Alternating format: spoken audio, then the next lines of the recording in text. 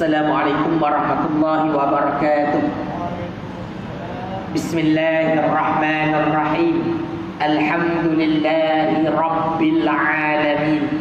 Wassalatu wassalamu ala asrafil anbiya'i wal mursalin Sayyidina Muhammad wa ala alihi wa sahbihi ajma'in.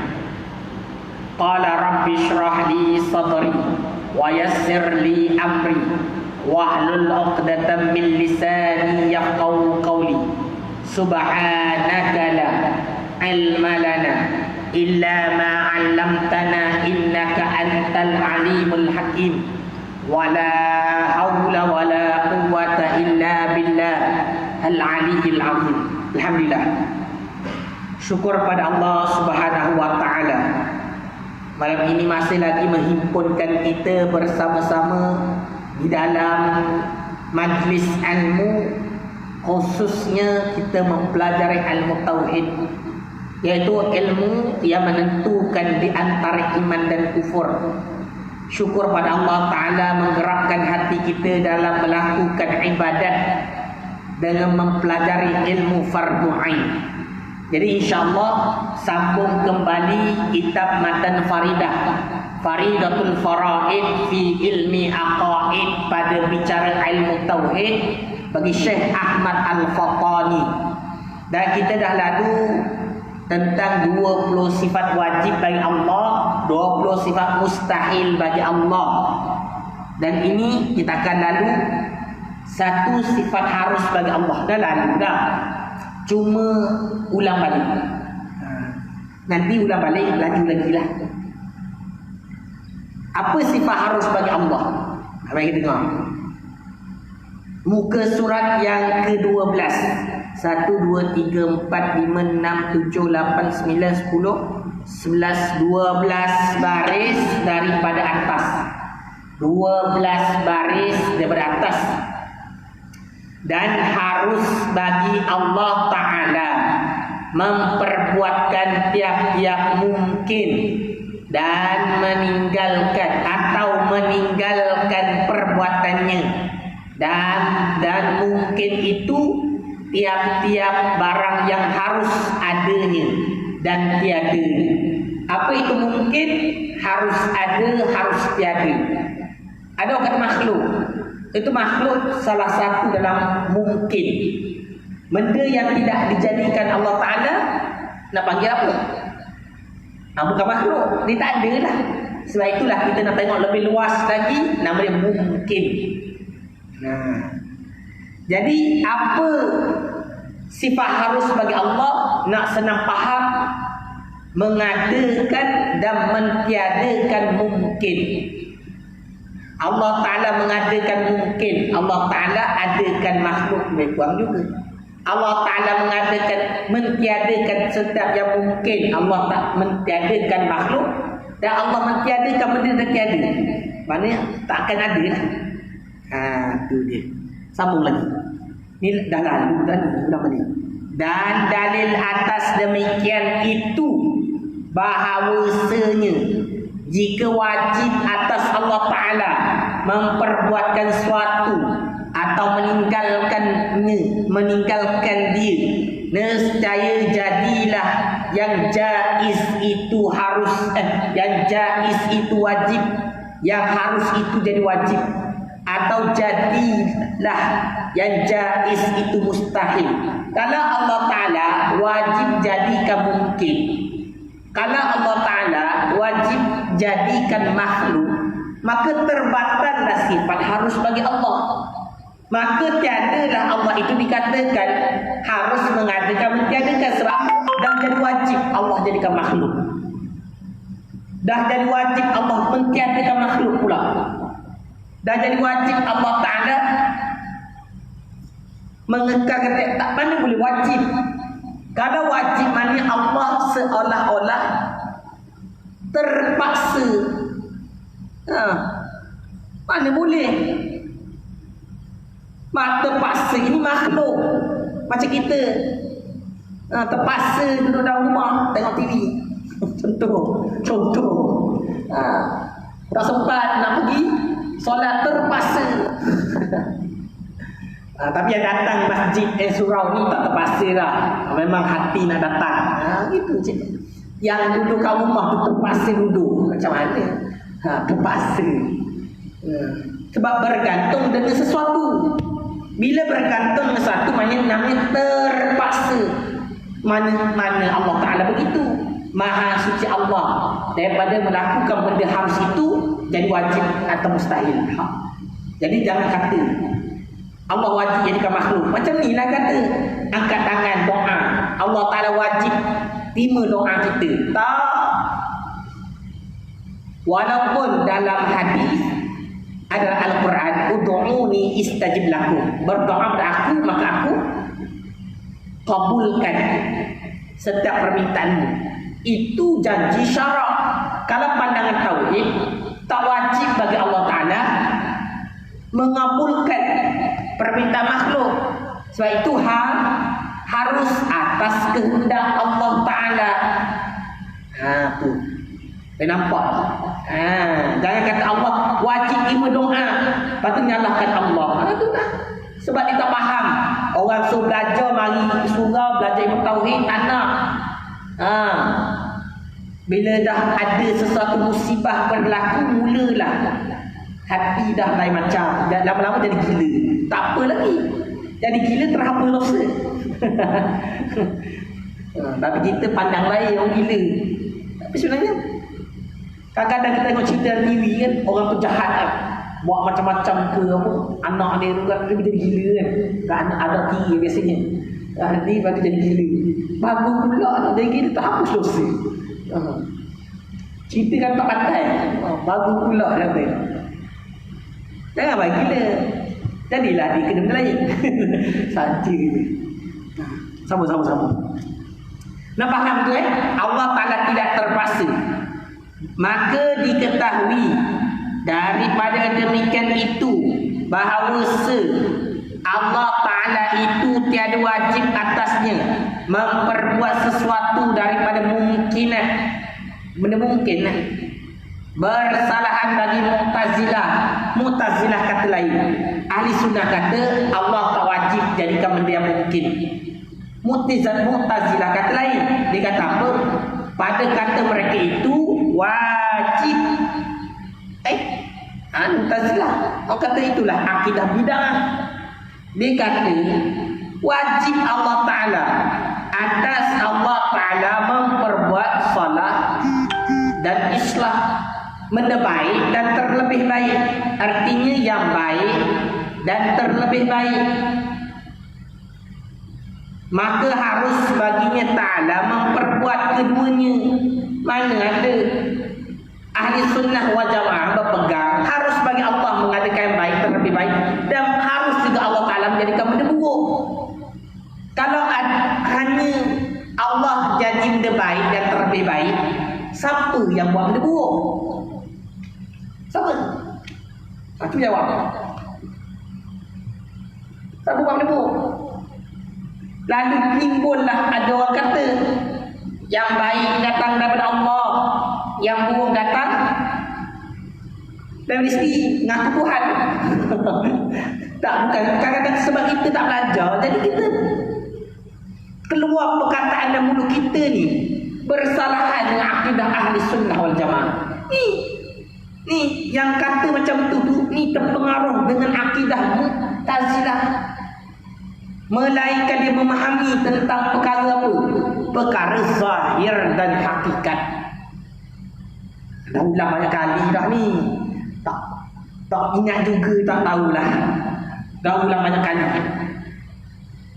Haram kita kata yang baik datang daripada Allah, yang buruk datang daripada diri saya sendiri. Nanti takut orang faham Tuhan baik itu Allah, Tuhan buruk itu dia. Mana boleh gitu? Macam akidah Yiyang pula rasa. Yiyang tahu Yiyang? Ni akidah Majusi kan. Dia kata apa? Dia ada Tuhan gelap, Tuhan terang. Dia ada Tuhan baik, Tuhan buat benda baik, Tuhan buat benda buruk. Itu bukan akidah ahli sunnah wal jamaah. Berarti dah ikut Mu'tazilah. Ada lagi ke? Ada. Ada lagi orang Mu'tazilah? Ada. Orang macam mana? Tak belajar ilmu tauhid. Bila kita tak belajar ilmu tauhid, perkataan kita kemungkinan sama. Ini realiti zaman sekarang. Itu saya tak cerita lagi orang kata kita ada pilihan. Allah mengikut sangkaan hamba-Nya. Tu tak cerita gitu. Ada hadis, ya, ada hadis. Allah mengikut sangkaan hamba. Tapi macam mana kita nak menghuraikan hadis tersebut? Perlu rujuk pada tafsir hadis. Ramai orang dia baca hadis tafsir dengan akal, tidak mengambil pendekatan para ulama. Itu bahaya. Baik-baik, bahaya. Sebab itu hadis kena dihuraikan dengan tafsir. Baru-baru ni ada orang tanya saya, tengah makan, habis ngajar, tanya saya, Ustaz, ada satu cerita Nabi Sulaiman.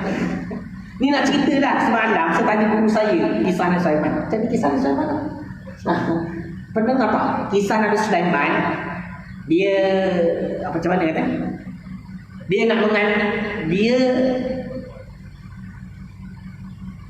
Nabi Sulaiman ni hebat.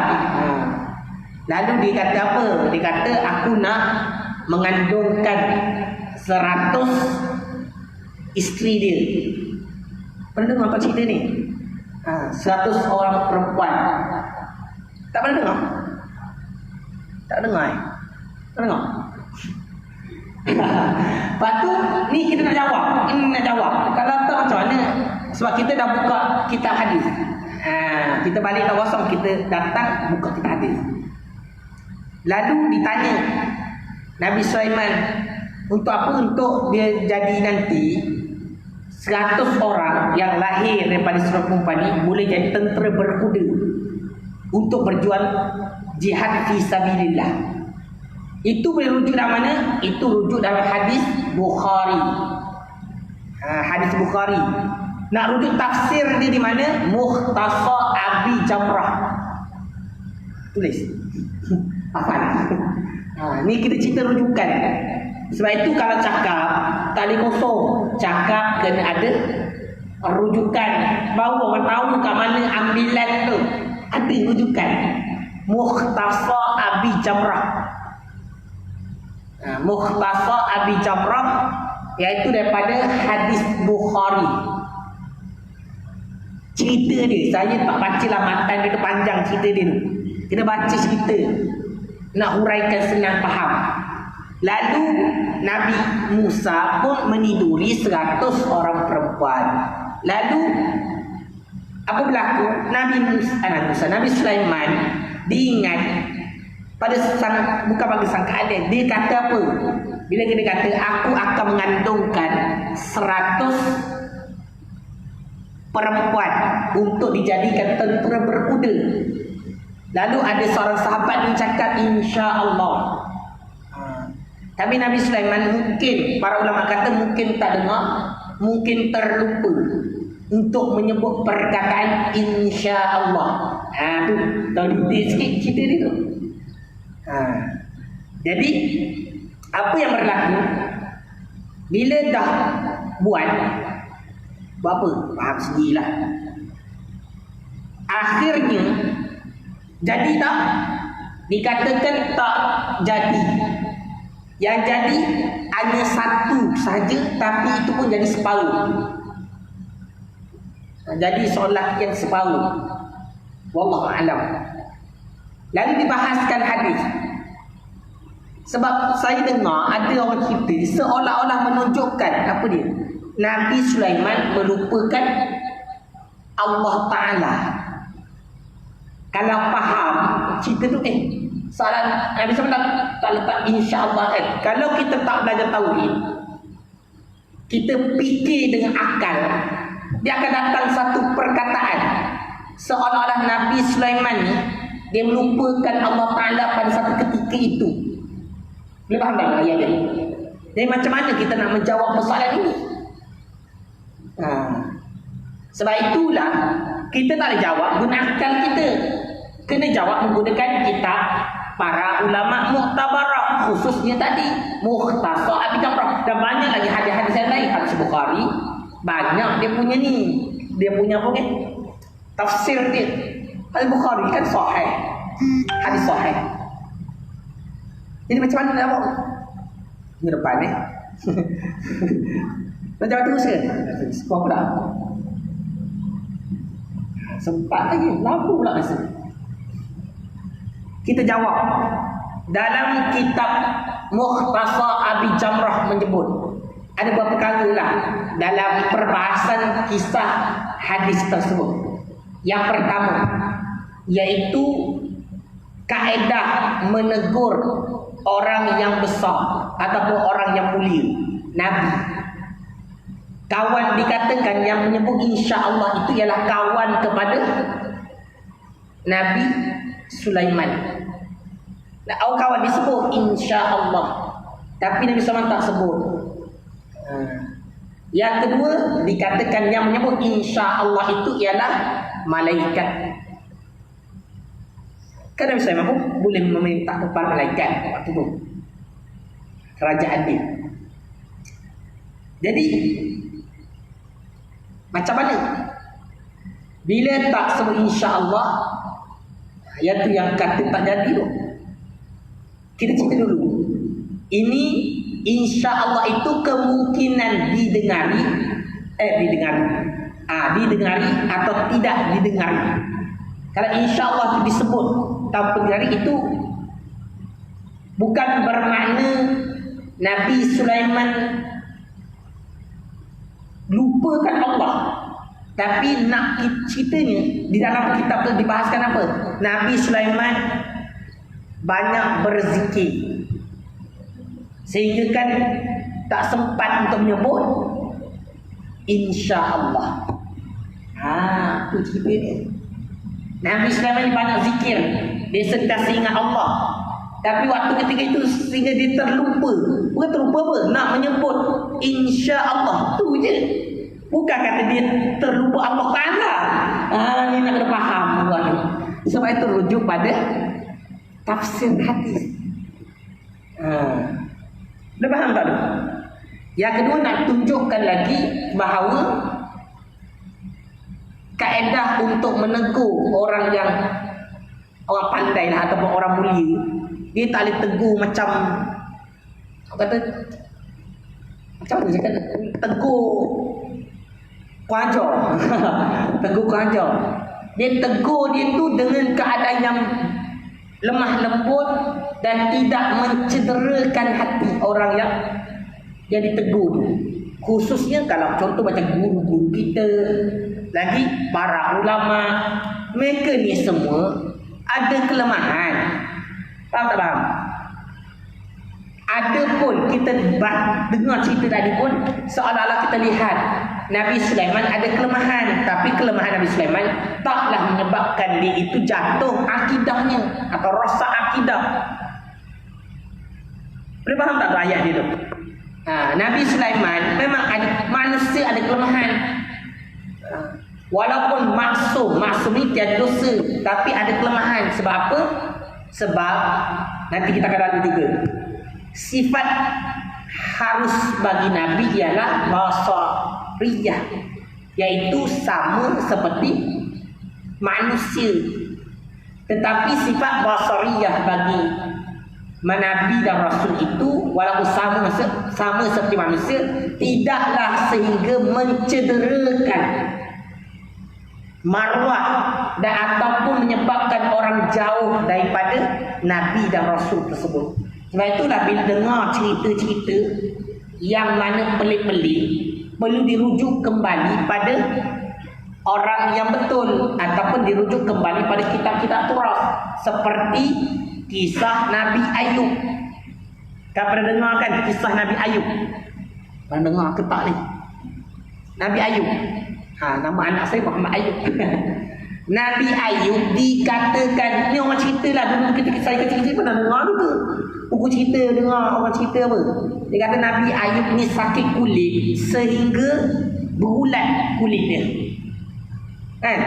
Sehingga ke jatuh ulat tu ambil letak balik. Kita ada cerita dia gitulah.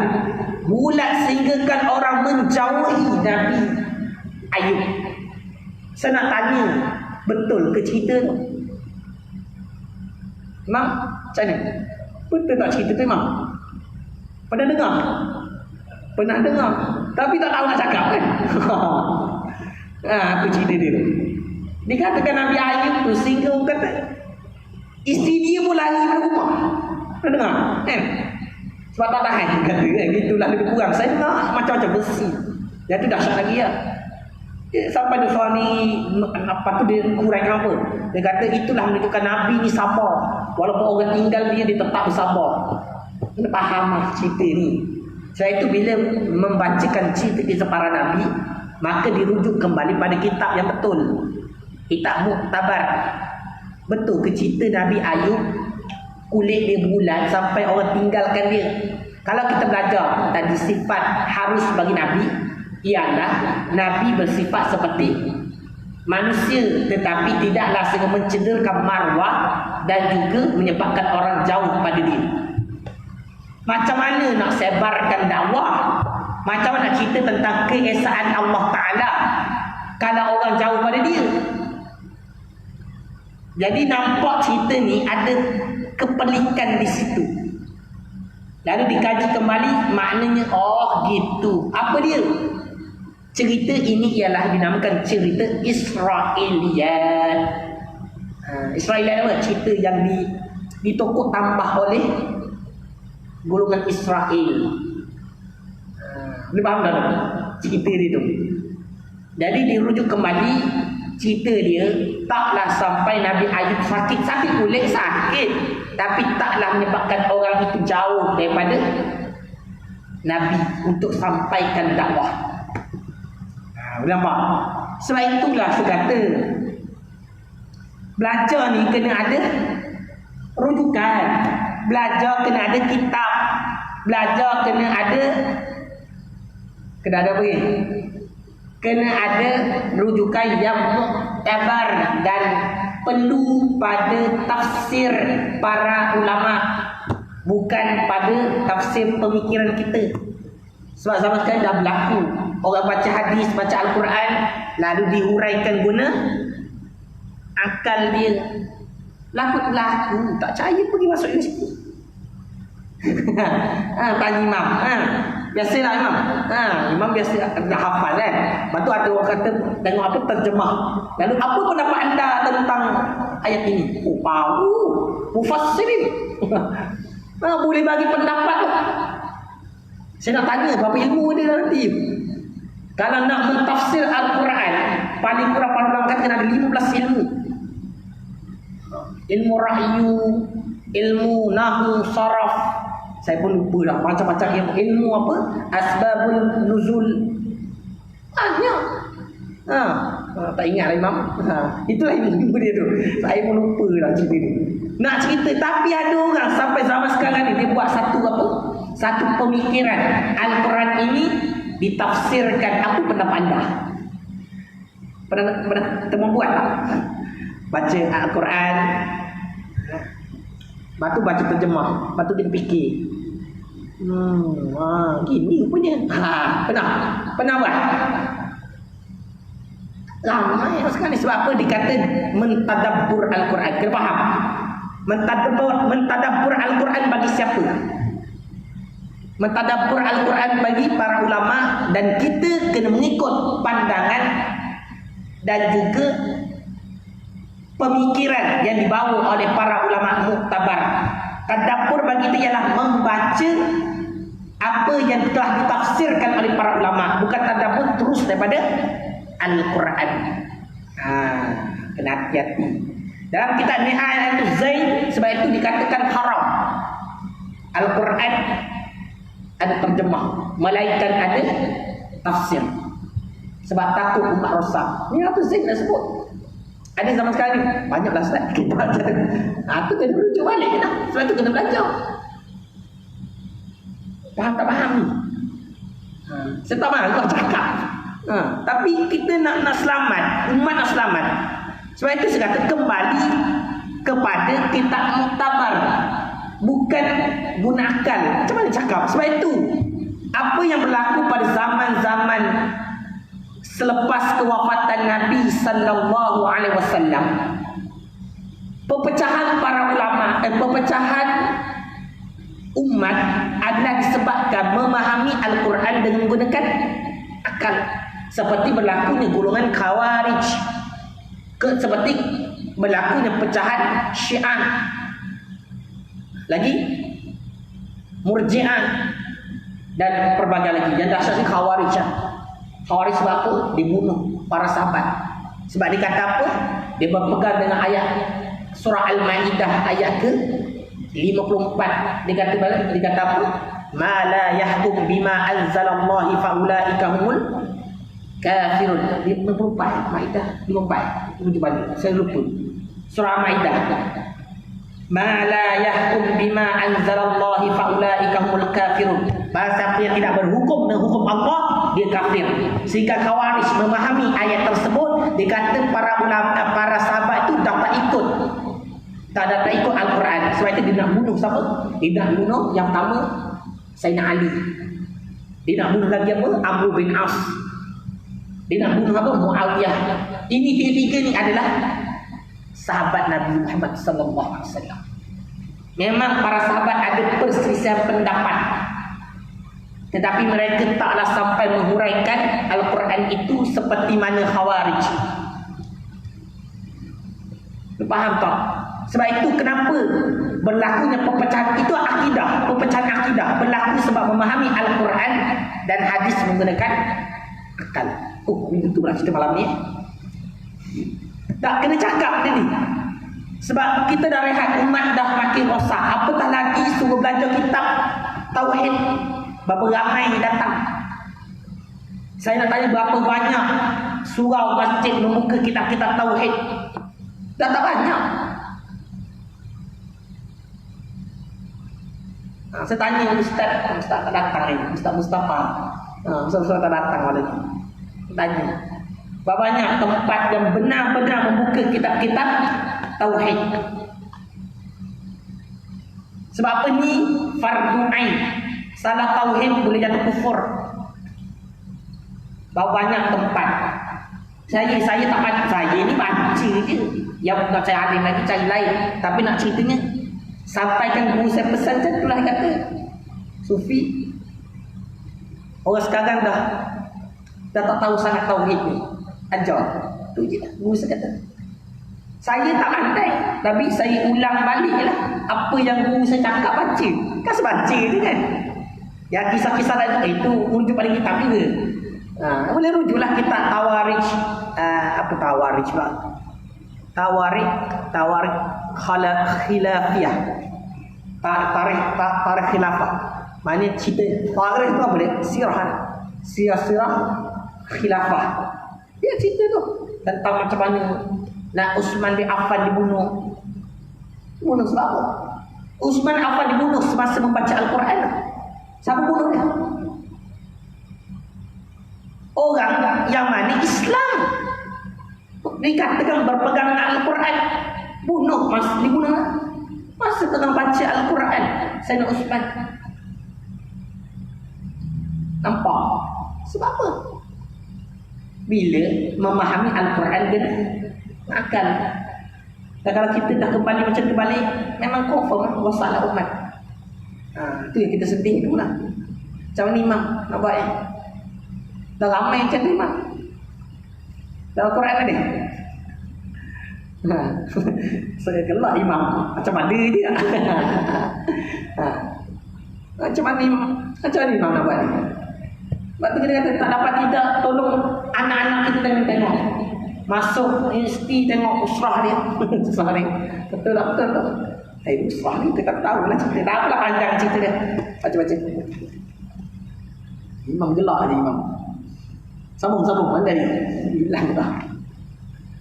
Boleh faham ni? Lepas ni baca Al-Quran, baca hadis, mesti guna tafsir. Ustaz, tafsir pun saya tak pandai baca Ustaz. Pergilah belajar. Jadi macam mana lagi? Carilah guru yang boleh mengajar tafsir. Tapi nak ceritanya senang kata ginilah. Belajar ilmu fardu ain ni. Settlekan ilmu fardu ain. Tauhid, fikih, tasawuf. Settlekan dulu. Boleh faham ya? Boleh faham. Sama lagi mana ni? Sebab takut jadi macam Mu'tazilah ni. Mu'tazilah kata Allah wajib buat benda baik dan terlebih baik. Kalau benda itu tidak baik dan terlebih baik, maka itu bukan Allah yang buat. Kata Mu'tazilah. Lepas tu kita tanya, ahli sunnah tanya, kalau bukan Allah yang buat benda selain daripada baik dan terlebih baik, siapa yang buat? Ahli sunnah tanya. Dan siapa buat? Dia kata kita yang buat. Macam mana? Memang Mu'tazilah. Orang Mu'tazilah ni bukan orang biasa-biasa.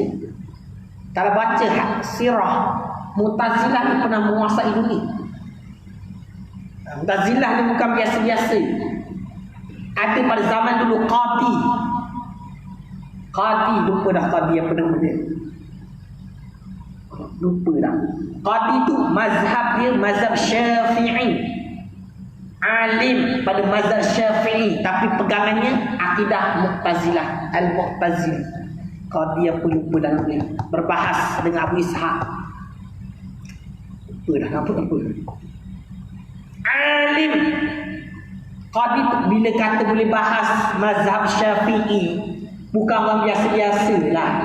Saya nak kita sendiri nak tanya bab air pun kita tak lepas. Kalau kita tanya air mutlak ada berapa? Macam ingat tak ingat ni Ustaz? Berapa air mutlak ada? 7. Berapa air mutlak ada? Selain satu je. Itu kan fardu ain, kecil-kecil dulu dah belajar.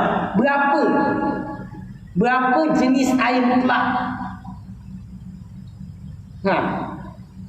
13. Berapa?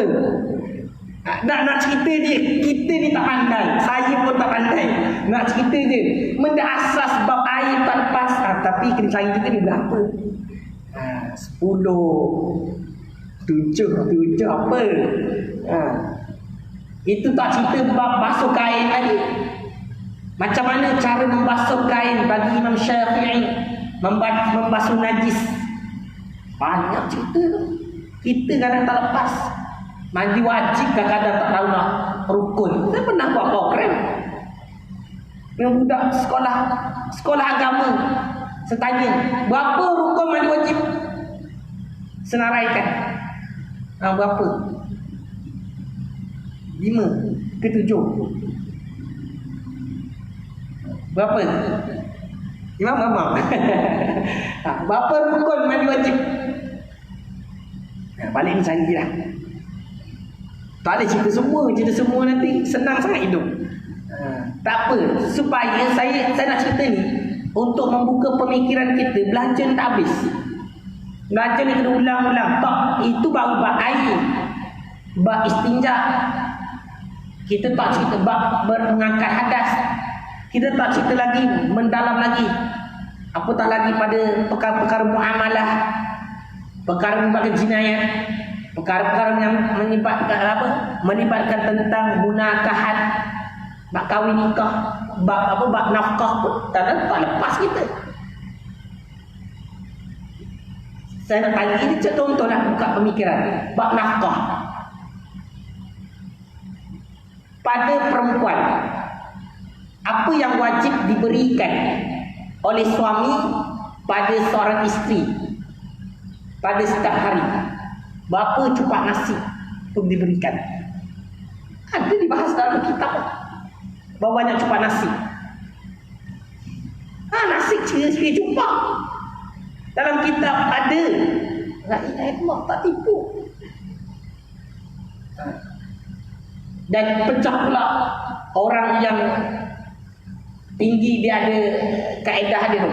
Ada yang dulu dia kaya, kahwin kita miskin, baru cupak nasi nak bagi. Ada. Itu pun tak lepas kan. Nak kata ni yang ni saya cerita Qadi ni memang alim sungguh, tapi tu pun terpengaruh dengan akidah Mu'tazilah. Lepas tu saya kata syukur pada Allah Ta'ala, kita dilahirkan dalam kalangan ahli sunnah wal jamaah, Asy'ariyah wal Maturidiyah. Kita tak tahu, minta syukur pada Allah Ta'ala. Kita ni dilahirkan dalam, kalau kita dilahirkan keadaan lain pun kita kan tak nampak juga kan. Mana syukurlah sungguh-sungguh. Dan bila dah syukur, sebut mulut juga macam mana? Bila syukur, kena zahirkan syukur tu macam mana? Mendalami lagi akidah ahli sunnah wal jamaah. Belajar lagi, tu tak cukup lagi belajar tu. Ni tanya kadang-kadang ada lepas atau lepas. Betul tak? Kadang-kadang tak nampak. Ada orang kata, contoh saya kata kita dengar orang mengajar dekat YouTube. Pernah dengar? Saya tanya, adakah semua yang mengajar kat YouTube tu betul? Betul tak betul? Campur. Ada betul tak betul. Jadi macam mana kita nak tahu yang mana betul tak betul? Kalau Ustaz, inilah yang baik kita ambil, yang buruk kita tolak. Saya nak tanya, tahu ke yang mana yang baik, yang mana yang buruk? Tak tahu. Ada orang cakap tu. Ustaz, kita ambil lah benda baik. Tak, saya tanya benda yang mana yang baik, mana yang buruk. Kalau kita tak ada indikator. Indikator dia penunjuk aras. Apa dia? Inilah penunjuk aras dia, kitab. Sebab itu bila orang ajar, tengok kitab apa yang dia ajar. Bila dia keluarkan satu kata perkataan, tanya di mana runutan ambilannya. Itu cara orang belajar. Saya ajar cara macam ni supaya ni semua jadi kiai. Apa je cerita dia. Tapi jangan duduk sekali dua, kena duduk banyak kali. Biasalah. Saya dulu saya cerita sikit lah. Saya belajar nak pandai baca ni setiap hari. Cerita dia pergi rumah guru setiap hari. Dulu masa awal-awal saya mengajar dulu pun tak pandai juga. Apa sebab? Dulu masa awal-awal saya mengajar kitab Madan Faridah ni, sebelum saya mengajar, saya jumpa guru saya dulu. Guru saya ajar saya itu. Bila dah habis guru saya ajar, saya pergi dia mengajar. Apa dia? Ulang balik. Tapi dah lama-lama tu dah ulang-ulang tu dah boleh lah. Kita pun tak pandai gitu cara dia. Nampak? Dia start ngajar jumpa guru. Sampai mana Ustaz nak ajar ni? Sampai sini. Ni dengar. Baca. Ulang balik. Itu cara dia. Itu pun nak kena korban. Saya cakap betul.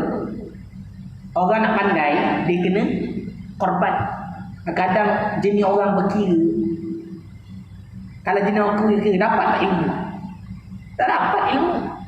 Kita berkira. Contohlah, pergi rumah guru, ambil duit minyak. Tak boleh ni. Tak orang berkira kan. Nak belajar ilmu, itulah masa kita baik kita duduk relax-relax kan. Macam best tu. Nampak? Bila berkira ilmu memang tak dapat dah ilmu. Boleh faham tak? Sebab tu orang belajar ilmu tak boleh berkira. Orang belajar ilmu kena apa? Korban. Kena berani berkorban. Nak pandai, kena berani berkorban. Bukan saya cakap, inilah pendekatan yang ditunjukkan oleh para ulama terdahulu. Tak payah cari jauh-jauh lah. Mazhab kita sendiri, Imam Syafi'i. Selalu dengar cerita tak? Imam Syafi'i, macam mana dia menuntut ilmu. Imam Syafi'i tuntut ilmu macam mana? Korban segalanya mana ada? Harta saya korban. Tapi sebab pengorbanan tu bukan biasa-biasa lah. Dia belajar daripada Mekah ke Baghdad, Baghdad ke Mekah. Dia pusing macam tu. Dekat kan? Cuma jalan kaki. Tak payah cerita jauh lah. Buat tawaf pun kadang-kadang dah letih lah kaki, dah bekak kaki. Saya tak cerita orang lain lah, saya pernah saya buat umrah 2010. Buat tawaf baru 2 kali, bekak dah kaki. Dia tak suka. Mana kita? Tawaf berapa kali, 7 kali je. Dah bekak kaki dah kita. Imam Syafi'i dalam kaki. Macam mana? Pengorbanan betul lah. Nak ilmu, kena korban. Dan berkira bisa. Dia faham tak? Okay. Sambung. Mendi. Jadi nak jawab macam mana? Ahli sunnah menjawab, baik buruk Allah jadikan. Harus harus bagi Allah mengadakan dan mentiadakan benda baik dan buruk. Itulah benda baik buruk, itu pun salah satu perkara mungkinat, perkara yang mungkin. Pegang dan yang ustaz yang kata baik daripada Allah, yang buruk pada diri kita sendiri itu macam mana betulkan? Kena cakap yang baik datang daripada Allah, yang buruk datang daripada Allah juga, disandarkan pada diri saya yang lemah ini. Itu zahir. Hakikat sebenar baik dan buruk Allah yang jadikan, Allah yang gerakkan. Dah settle. Kita belajar. Sambung-sambung lagi mana Maka harus baginya Ta'ala memperbuatkan keduanya, dan ketiadaan memperbuatkan keduanya. Apa dia? Salah wal aslah wal islah. Dan salah itu barang yang membetuli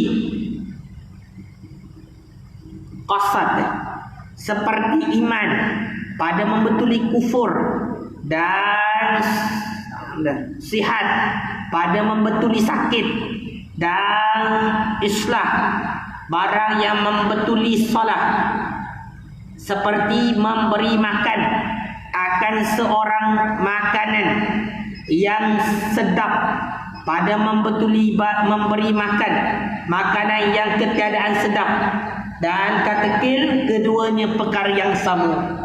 Sabar dulu. Kita bahas apa ni? Azan dulu. Dengar pakcik babi azan. InsyaAllah.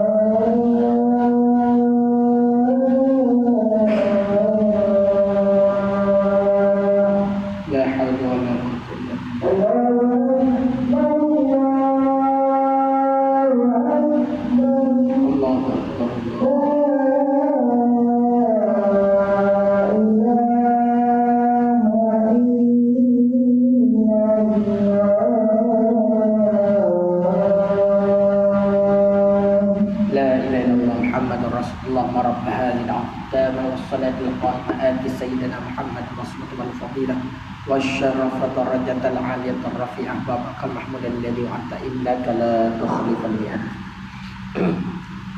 Kita jelaskan ni, apa ni insya-Allah.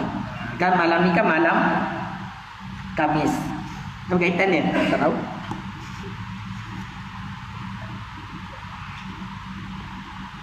Akhir baca mana ni? Ni. Apa maksudnya?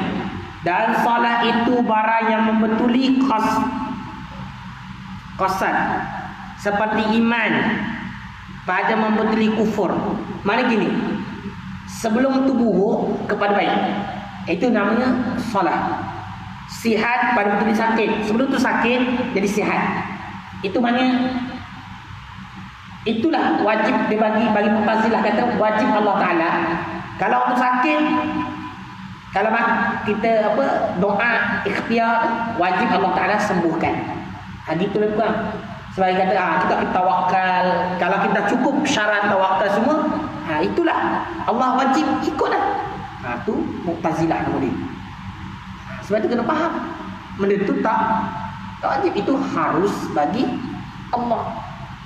Kalau Allah Ta'ala nak kekalkan dia sakit, itu harus juga. Tapi kita faham, bila Allah kekal dia sakit, dia sabar dapat pahala. Allah nak hapuskan dosa dia. Kadang orang tak faham. Kita kata hikmah, iaitu hak. Kadang-kadang kita sampai tahap manusia ni, dia seolah-olah nak Tuhan ikut dia, cara dia. Itu cara dia tu yang bahaya. Sebab tak belajar habis. Apa dia contoh? Dan islah pula. Apa islah? Barang yang memberi salah. Memberi salah tu dia seperti memberi makan akan seseorang yang sedap pada memberi makanan-makanan yang tiada sedap. Makan tu makan. Daripada makanan biasa kepada makanan luar biasa. Contoh dia makan lah. Contoh, patutnya makan nasi putih dia.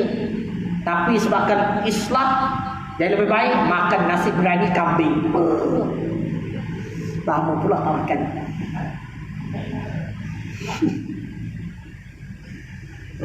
Tu cerita dia tu. Faham tak tu? Tak faham tak apa. Lagi. Dan katakan keduanya perkara yang satu, yang sama dah satu. Benda sama lah. Yang satu islah ke salah ke benda sama. Boleh faham? Tak adalah nak bezakan, tak ada. Ini pada luar. Sama sikit lagi. Dan bersalahan kaum bagi Mu'tazilah pada kata mereka itu wajib atas Allah Ta'ala. Dengar, Mu'tazilah kata apa?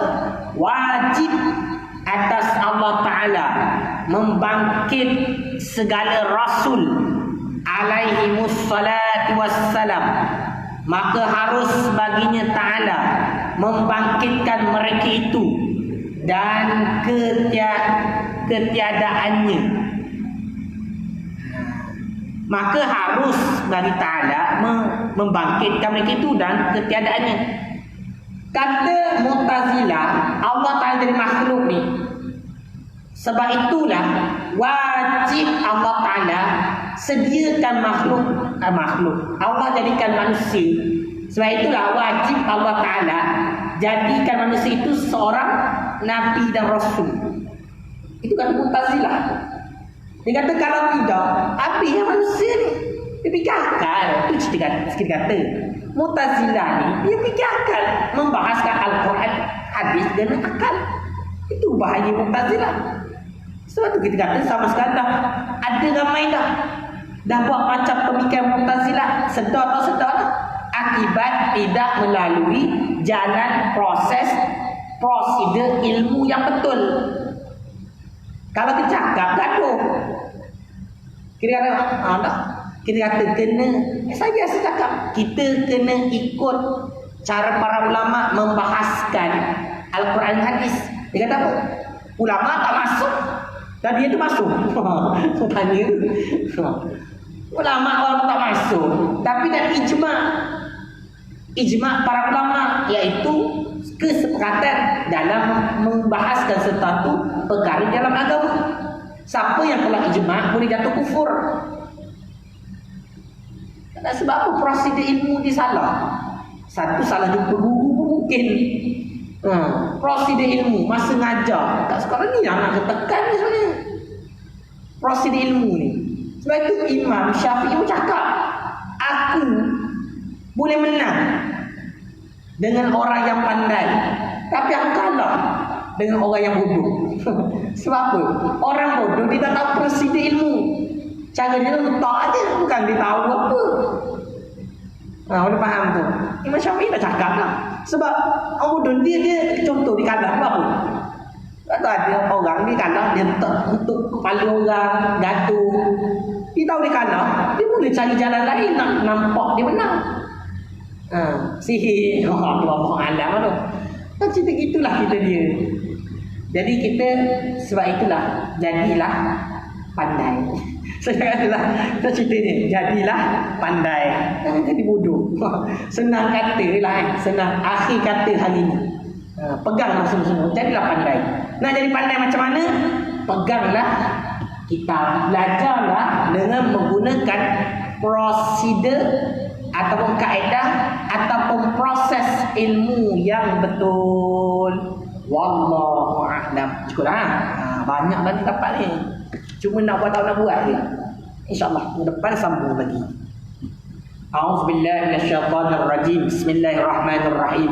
Alhamdulillahi rabbil alamin.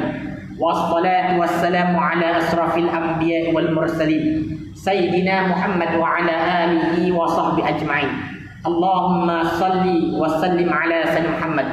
Allahumma salli salatan kamilah wa sallim salaman taman ala sayyidina Muhammadin alladhi tanhallu bihi al-uqad wa tanfariju bihi al-qurab wa tuqda bihi al-hawaij wa tunalu bihi al-gharaib wa husnul khawatim wa yustasqal ghamam wajhihi al-karim wa ala alihi wa sahbihi fi kulli lamhatin wa nafasin bi'adadi kulli ma'lumin lak. ربنا آتنا في الدنيا حسنة وفي الآخرة حسنة وقنا عذاب النار وصلى الله على سيدنا محمد وعلى آله وصحبه وسلم والحمد لله